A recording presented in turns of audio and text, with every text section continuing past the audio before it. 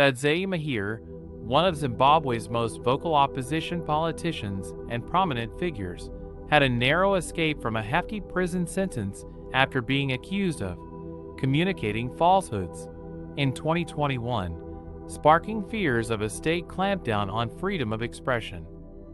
Mahir, a firebrand spokesperson for the main opposition party, Citizens Coalition for Change, CCC, and the court heard that she posted a video on a social media platform of a woman with a baby strapped to her back, being beaten by a police officer. In the post, it was claimed that the baby had been killed. However, police confirmed the baby had not died. https://www. Guardian. The state prosecutors had pushed for a custodial sentence, but the court declared Mahir, a first offender, as having low moral culpability and issued a fine of $500 instead.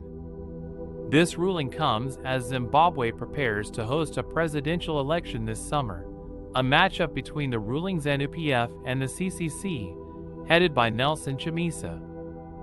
Mahir's conviction, along with other supposed human rights abuses on the part of the government, has the citizenry of this region concerned and worried.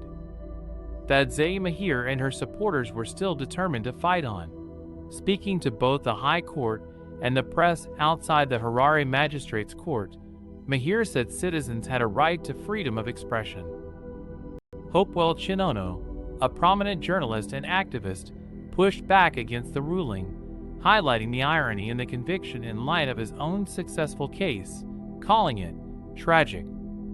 Evan Mawarir, a cleric, political activist, and multiple-time arrestee for speaking out against the government, echoed that statement, but insisted Mahir and peers should keep up their courage as they fight for a new Zimbabwe. Mahir is not the only one of Zimbabwe's most outspoken opposition politicians to struggle with the justice system. Job Sikala, another leader in the party, has been detained in prison for months on charges of inciting violence.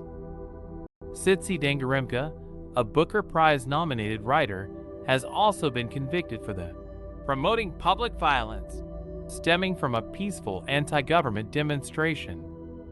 The future of Zimbabwe politics is uncertain as we rapidly approach the summer election, as the ruling party may use this conviction as a message to anyone willing to speak out against President Emmerson Mnangagwa's grip. However, those like Mahir, hopeful of a new Zimbabwe, will continue